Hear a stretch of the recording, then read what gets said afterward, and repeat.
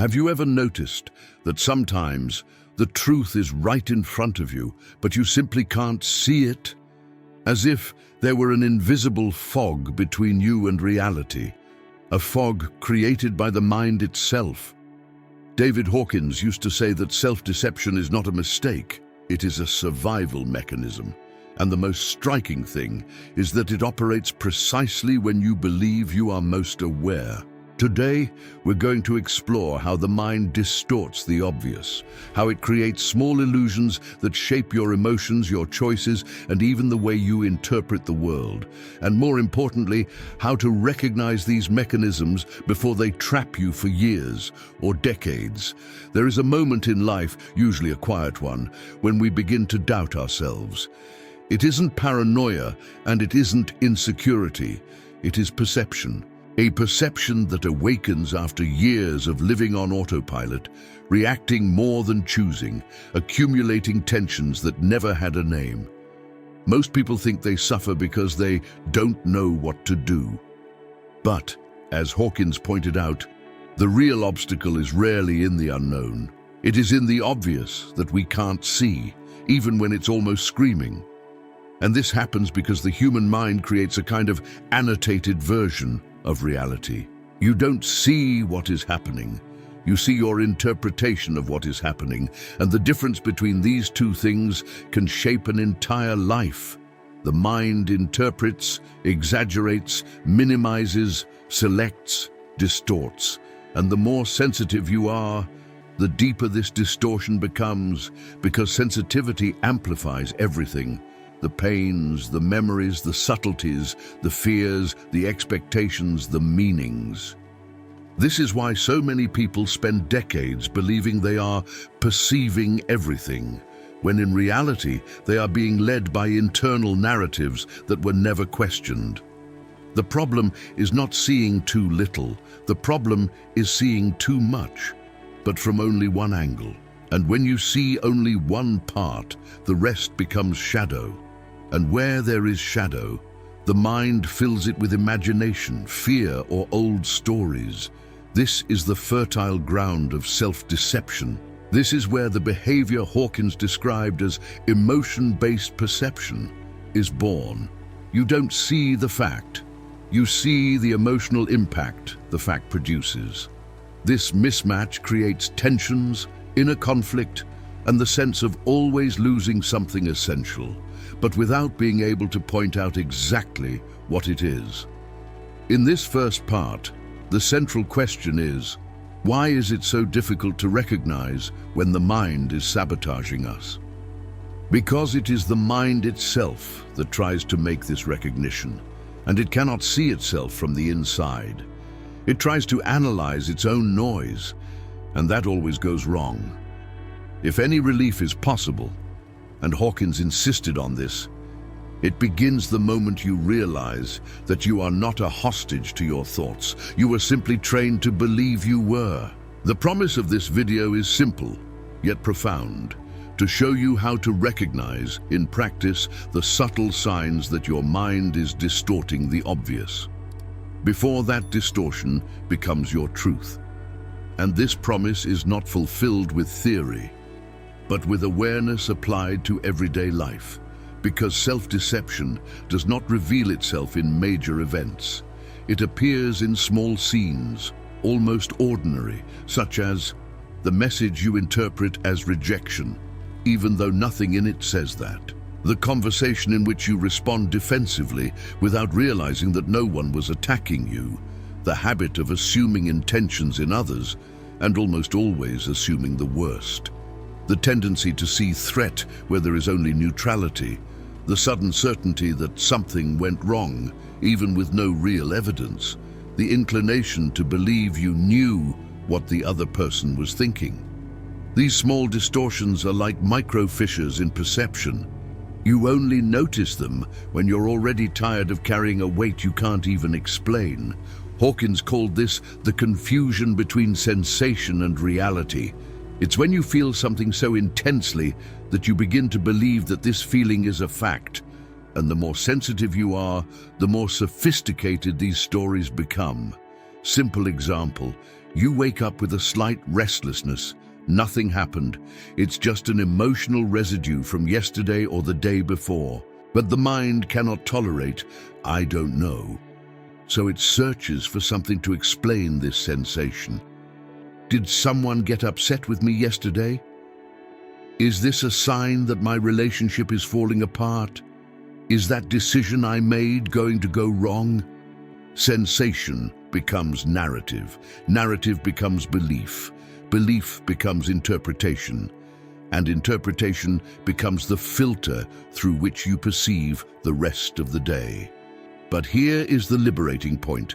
None of this is reality. It is only the mind trying to make sense of what does not need meaning. When you begin to notice this mechanism, a quiet freedom is born. That inner feeling that something is clearing, that mature hope that is not euphoria, but solidity. If we truly want to understand how the mind sabotages the perception of the obvious, we need to look at something Hawkins explained with great precision. The mind does not seek truth, it seeks internal coherence. In other words, it would rather keep an old story running, even if it is painful, than admit that it may be interpreting everything in a distorted way. Distortion never begins big. It starts subtly, almost imperceptibly. And Hawkins described this process almost like an emotional reflex. An old sensation is triggered. It may be fear, guilt, shame, abandonment, inadequacy, anxiety. The mind quickly searches for an explanation. It rushes to find something, anything, that matches the sensation. The explanation becomes narrative, and the narrative usually points to a mistake of yours, an external threat, or an unresolved problem from the past. The narrative produces new emotion which reinforces the initial sensation. The cycle repeats, and before you notice, you are living inside a story that never existed. That is how the obvious stops being obvious. Hawkins insisted on something profoundly liberating. Self-deception is always the mind's attempt to protect you from pain that has not yet been processed. It is not stupidity. It is not a moral flaw. It is not lack of intelligence. It is an emotional strategy. That is why sensitive, empathetic, and introspective people tend to suffer more from distorted perceptions. Not because they are fragile, but because they are deep. They feel too much. They perceive too much. And when they cannot name what they feel, the mind tries to fill that void with hypotheses. Sometimes the mind gets it terribly wrong, but it is trying to help, and recognizing this brings relief. You are not broken. You are just trying to protect yourself. Let's look at a few subtle, but very common, signs that your mind is sabotaging your reading of reality. You confuse emotional urgency with real urgency. The body pushes, but the situation does not require haste. You feel guilty without any identifiable cause, as if you were always owing something to someone. You interpret neutrality as disapproval. A look, a silence, a delay already become a sign that something is wrong. You create negative futures with extreme ease. A slight change in the environment is enough for your mind to project catastrophes. You take on responsibilities that are not yours, as if you were always the core of the problem. You see patterns where there is only coincidence. These signs are not defects.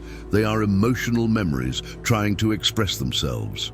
True change begins when you recognize this at the exact moment it happens, not only after suffering. According to Hawkins, perception begins to clear when you adopt a simple yet transformative posture, observing without concluding, when you feel something and do not rush to interpret it, when you catch yourself reacting and do not try to justify it, when you notice the discomfort but do not create a story to explain it. This pause creates an opening. This opening creates clarity, and clarity creates freedom. It is simple, but it requires practice, and this practice over time gives you back something precious, the ability to trust your own perception, not because it is perfect, but because now it is conscious. If you have made it this far, you have already noticed that the problem was never not understanding life. The problem is that we grew up believing that feelings are facts, and that the mind is the reliable narrator of our story. But Hawkins reminds us, the mind does not describe reality, it describes itself. And when you understand this, something very deep happens inside you. It is not an explosive epiphany, it is a realignment. A kind of emotional maturity that settles in quietly, like someone finally saying, I can look at this more calmly. I don't need to believe the first explanation that appears. This is the beginning of freedom. What truly changes when you recognize self-deception? You stop reacting automatically. You begin to question internal stories before they turn into truths. You drastically reduce the weight of expectations. You realize that feelings are not commands, they are messages. You regain emotional autonomy. You stop living defensively. And perhaps most importantly, you reclaim the ability to see the obvious. The obvious that was always there, but that the mind hid so it wouldn't have to face old wounds. Something lights up. And it is a kind of light that doesn't create euphoria. It creates steadiness. You begin to walk through life with more lightness because you understand that not everything you think is true, and not everything you feel is a sign. This is where mature hope is born, the kind that doesn't depend on miracles, but on awareness. If there is an essential point to take from this video, perhaps it is this: you don't need to fight your mind. You only need to learn to listen to it without surrendering entirely to it. True perception does not arise when you control everything, but when you stop blindly believing everything you think. This is the path to stepping out of autopilot, dissolving tensions that have lasted decades, and recovering the clarity that has always been yours. If this video brought clarity, insight, or simply an emotional breath, subscribe to the channel and share in the comments a situation in which you noticed your mind was deceiving you. It helps others and strengthens this community of people seeking real awareness.